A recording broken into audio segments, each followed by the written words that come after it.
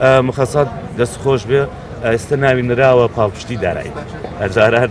پێمانەوت مخصاتی تەلەبە هەتا فەسڵمادەکەشی گۆڕاوە جەنابتان ئەزانن لەم کابینەیە لە ساڵی 2014ەوە هەتاوەکو 2019 مەسەلەی پاڵپشتی دارایی نەمابوو. جەنابی وەزیری خوێنی باڵا جۆدێکی زۆری کرد لە ئەنجومەنی وەزیران بە سوپاسەوە ئەنجومەنی وەزیران بڕیاریدا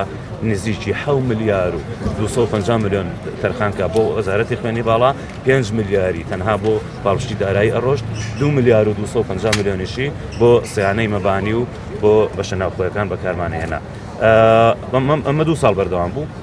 بەداخەوە پاش ئەوە هەندێک گرفتی دارایی کە دروست بوو هەموو ساڵێ جەنابی وەزیری خوێنی باڵا ناڵێم چێ نایکە بۆ ئەوە ناڕۆم بەڵام چی ئەیکات گرنگە هەموو ساڵێ جەنابی وەزیر لە مانگی هەشتا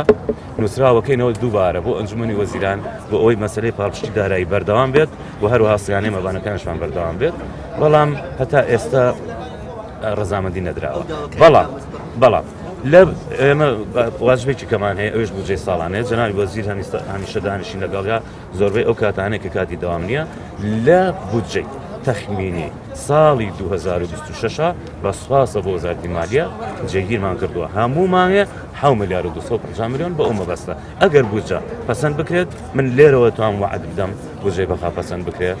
دووبارە مەسەلەی پاڵپشتی دارایی دێتە.